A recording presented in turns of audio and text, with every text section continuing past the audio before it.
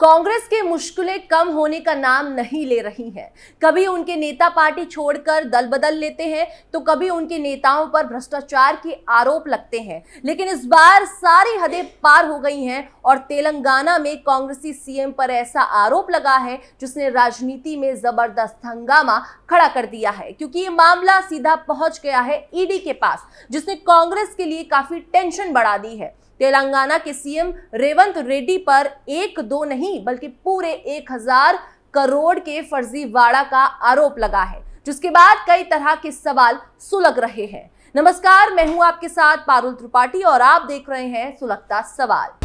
Telangana CM पर किसने लगाया आरोप? क्या सीएम रेवंत रेड्डी देंगे अपने पद से इस्तीफा?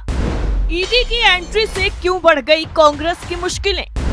क्या मानहानि मामले में भी फंस गए सीएम रेड्डी? तेलंगाना में कांग्रेस ने भले ही अपनी सरकार बना ली हो, लेकिन किसी न किसी वजह से वहां के सीएम और खुद कांग्रेस पार्टी सवालों के घेरे में रहती है। अब एक बार फिर से कांग्रेस की भयंकर फजीयत हो रही है, क्योंकि उनके सीएम पर फर्जीवाड़े का आरोप जो लग गया है। तो चलिए बिना देरी के पूरी कहानी से पर्दा हटाते हैं। दरअसल तेलंगाना के मुख्यमंत्री रेवंत रेड्डी और उनके भाई के खिलाफ बीआरएस नेता और प्रवक्ता कृषांक मन्ने ने ईडी से शिकायत दर्ज कराई है, जिससे सियासी भूचाल आ गया है, क्योंकि बीआरएस नेता ने अपनी शिकायत में आरोप लगाया है कि स्वच्छ बायो और तेलंगाना सरकार के बीच हुए समझौते में गड़बड़ी है। मुख्यमंत्री रेवंत रेड्डी ने 6 अगस्त 2024 को इस एएमयू की घोषणा की थी, जिसमें 1000 करोड़ रुपए का निवेश शामिल है। ईडी अधिकारियों ने शिकायत मिलने की बात भी कबूल की है। शिकायत में हितों के टकराव का आरोप लगाया गया है, जिसमें इस बात पर जोर दिया गया है कि स्वच्छ बायो के निदेशकों में से एक अनुमूला जगदीश्वर रेड्डी मुख्यमंत्री के भाई हैं। कृषांक मन्ने ने ईडी को लिखे अपने पत्र में कहा है कि यह गंभीर चिंता का विषय है कि स्वच्छ बायो के निदेशकों में से एक अनुमूला जगदीश्वर रेड्डी मुख्यमंत्री के भाई हैं, जो सौदे की ईमानदारी पर सवाल उठाता है। शिकायत में यह भी बताया गया है कि स्वच्छ बायो की स्थापना मुख्यमंत्री रेवंत रेड्डी की अमेरिका के फिलाडेल्फिया की आधिकारिक यात्रा से मात्र 15 दिन पहले हुई थी, जहां समझौता ज्ञापन पर हस्ताक्षर किए गए थे। कंपनी हैदराबाद के जुबली हिल्स के पते पर पंजीकृत है, लेकिन कथित तौर पर यह एक मुखौटा कंपनी है जिसका कोई सक्रिय व्यवसाय संचालन नहीं है। शिकायत में पूछा गया है कि अमेरिका में इस कंपनी की घोषणा करने का उद्देश्य क्या है? क्या इसमें विदेशी फंड शामिल है? क्या इसका मनी लॉन्ड्रिंग से कोई संबंध है? इसके अलावा हर्षा पासुनूरी की संलिप्तता ने और भी चिंताएं बढ़ा दी हैं। एमओयू पर हस्ताक्षर के दौरान उन्हें मुख्यमंत्री रेवंत रेड्डी के साथ देखा गया था। कृषांक ने कहा कि एएमयू पर हस्ताक्षर करते समय मुख्यमंत्री रेवंत के साथ तस्वीर में जो व्यक्ति था वो हर्षा पासुनूरी था। उन्हें सीएम रेवंत के भाई के साथ अपनी वित्तीय स्थिति के बारे में बताना चाहिए और ये बताना चाहिए कि वो 1000 करोड़ रुपए का निवेश करने के लिए कैसे आगे आए। कृषांक मन्ने ने अधिकारियों से गहन जांच करने का आग्रह किया। उन्होंने कहा, चूंकि ये सरासर भ्रष्टाचार है, इसीलिए हम अधिकारियों से अनुरोध करते हैं कि वो हमारी अपील को शिकायत के रूप में स्वीकार करें और स्वच्छ बायो के निदेशकों के साथ साथ अनुमुल्ला रेवंत रेड्डी पर निष्पक्ष जांच करें। आरोपों में सत्ता के दुरुपयोग और उच्च पदस्थ अधिकारियों तथा करीबी रिश्तेदारों की संलिप्तता की आशंका जताई गई है। विदेशी तत्वों की संलिप्तता इन आरोपों में जटिलता की एक और परत तो जोड़ती है। ईडी ने इस शिकायत को स्वीकार कर लिया है। इतना ही नहीं, रेवंत रेड्डी चारों तरफ से फंसे हैं। एक तरफ ईडी के पास उनके खिलाफ शिकायत पहुंची है, तो वहीं दूसरी तरफ उनके खिलाफ पुलिस में भी शिकायत दर्ज हो गई है। सीएम रेवंत रेड्डी के खिलाफ पुलिस में शिकायत। तेलंगाना में मुख्यमंत्री रेवंत रेड्डी के समर्थकों ने उनके ही गांव में 2 महिला पत्रकारों पर बुरी तरह हमला कर दिया है।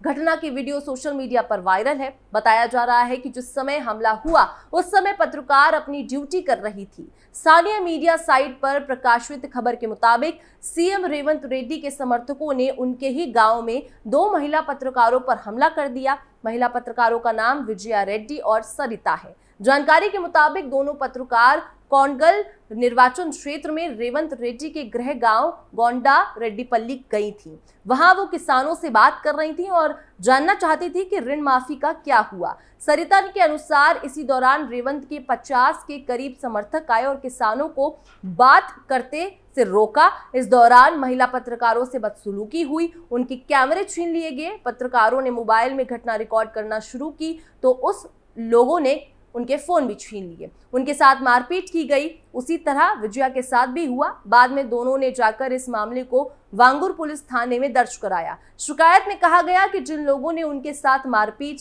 की उनके खिलाफ कार्रवाई होनी चाहिए। बता दें कि इस मुद्दे को राज्य के पूर्व मुख्यमंत्री के बेटे केटीआर ने भी उठाया है। उन्होंने सवाल किया कि आखिर क्यों कांग्रेस शासन में महिलाएं सुरक्षित तक नहीं है। अगर ऋण माफी का काम अच्छे से हुआ है तो फिर मुख्यमंत्री को दिक्कत क्या है। ड्यूटी करते हुए पत्रकारों पर हमला करना अपराध है।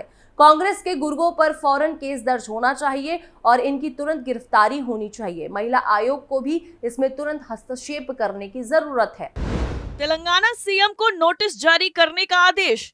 इतना ही नहीं, बात यहीं पर खत्म नहीं होती है। तेलंगाना सीएम की मुश्किलें और ज्यादा उस वक्त बढ़ गईं जब तेलंगाना में हैदराबाद की एक अदालत ने आदेश दिया कि तेलंगाना के मुख्यमंत्री रेवंत रेड्डी को भारतीय जनता पार्टी के एक नेता की तरफ से दायर आपराधिक मानहानि की शिकायत पर नोटिस जारी किया जाए। इस शिकायत में रेड्डी पर हाल ही में हुए लोकसभा चुनाव प्रचार के दौरान भाजपा के खिलाफ झूठे और निराधार आरोप लगाने का आरोप लगाया गया है। आबकारी मामलों के लिए विशेष न्यायिक प्रथम श्रेणी मजिस्ट्रेट ने आदेश दिया कि 25 सितंबर तक दंड प्रक्रिया संहिता की धारा 204 के प्रावधानों के तहत रेवंत रेड्डी को नोटिस जारी किया जाए। भाजपा की तेलंगाना इकाई के महासचिव कसम वेंकटेश्वर लू ने इससे पहले आबकारी मामलों के लिए विशेष संयुक्त आयुक्त कार्यालय में शिकायत दर्ज कराई थी, जिसमें मुख्यमंत्री पर आरोप लगाया गया था कि उन्होंने 4 मई को भद्राद्री कोट्टागुट्टम जिले में लोकसभा चुनाव की एक बैठक के दौरान बयान दिया था कि यदि भाजपा सत्ता में आई तो वो संविधान में बदलाव करेगी और आरक्षण को समाप्त भी कर देगी। एक तरफ तेलंगाना सीएम बुरी तरह से फंसे हुए हैं तो वहीं दूसरी तरफ ईडी का डंडा दूसरे राज्यों में भी चल रहा है। पुणे में ईडी का चला हंटर। ईडी की टीमों ने पुणे जिले परिषद के पूर्व निर्माण अध्यक्ष और पूर्व राष्ट्रवादी कांग्रेस उपाध्यक्ष मंगलदास बांदल के शिक्रापुर, बुंजरावाड़ी और महमदावाड़ी में मौजूद आवासों पर छापेमारी की और दस्तावेज जब्त किए। इस मामले में ईडी ने बांदल को गिरफ्तार किया था।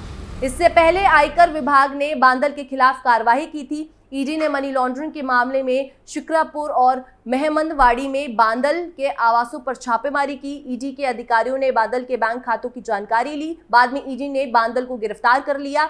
मंगलदास बांदल पर 2017 में आयकर विभाग ने छापा मारा था। बाद में बांदल शिवाजी राव भोसले सहकारी बैंक घोटाला मामले में जेल गए। बाद में उन्हें जमानत पर रिहा कर दिया गया। इसके बाद 1 साल पहले बांदल को ईडी का नोटिस भी मिला था। इस बीच बांदल समय समय पर ईडी के कार्यालय में हाजिर हुए और अपने मामले की पैरवी की। हालांकि ईडी के अधिकारियों ने मंगलदास बांदल के शिक्रापुर और पुणे स्थित बंगले पर छापेमारी की। इस समय मंगलदास बांदल के साथ उनकी पत्नी जिला परिषद सदस्य रेखा बांदल और उनके 2 भाई प्रताप और बाबू साहिब से ईडी अधिकारियों ने पूछताछ की है। इस बीच अधिकारियों ने बांदल के बैंक लॉकर का भी निरीक्षण किया। 16 घंटे की पूछताछ के बाद ईडी रात में उन्हें गिरफ्तार कर मुंबई ले गई। पुणे पुलिस ने एक प्रमुख सरफराज व्यापी के धमकी देने के लिए बांदल पर महाराष्ट्र संगठित अपराध नियंत्रण अधिनियम के तहत मामला दर्ज किया था। बांदल के खिलाफ शिवराजी राव भोसले बैंक गबन मामले में मामला दर्ज किया गया था। बांदल ने वंचित बहुजन अगाड़ी से लोकसभा चुनाव जीता था। हालांकि आपराधिक पृष्ठभूमि को देखते हुए बांदल की उम्मीदवारी रद्द कर दी गई थी। बांदल शिशुर विधानसभा क्षेत्र में चुनाव लड़ने के इच्छुक हैं। सूत्रों ने बताया कि बांदल विधानसभा चुनाव की तैयारी कर रहे हैं। 2 करोड़ की 29 प्रॉपर्टी सीज। ईडी ने बिहार के अखिलेश यादव, जयनंदन यादव, दिनेश यादव और उनके स्वजन के नाम आपराधिक गतिविधियों की अर्जित की गई करीबन 2 करोड़ की 29 अचल संपत्तियां जब्त कर ली है। ईडी ने जांच में पाया कि तीनों भाई आदतन अपराधी हैं। इन पर आपराधिक षड्यंत्र, हत्या के प्रयास, डकैती और लूटपाट के साथ साथ हथियारों और गोला बारूद के इस्तेमाल जैसे मामले दर्ज हैं। बिहार पुलिस से ईडी के पास पहुंचा मामला। बिहार पुलिस ने अखिलेश जयनंदन यादव और दिनेश यादव के खिलाफ आईपीसी 1860 एवं आर्म्स एक्ट 1959 की विभिन्न धाराओं के तहत प्राथमिकी दर्ज की थी। बाद में यह मामला ईडी को ट्रांसफर किया गया। ईडी ने तीनों के खिलाफ विशेष न्यायाधीश घटना के समक्ष पीएमएलए 2002 के प्राविधानों के तहत मुकदमा दायर किया। न्यायालय ने तीनों आरोपितों द्वारा अवैध तरीके से अर्जित संपत्ति को ईडी की तरफ से जब्त किए जाने को सही ठहराया। ईडी के इस कार्रवाई की निर्णायक प्राधिकरण नई दिल्ली ने भी पुष्टि की है। यानी कुल मिलाकर ईडी का डंडा तेलंगाना से लेकर बिहार तक जमकर चल रहा है। सुलगता सवाल में फिलहाल के लिए इतना ही। बाकी खबरों के लिए देखते रहिए कैपिटल टीवी।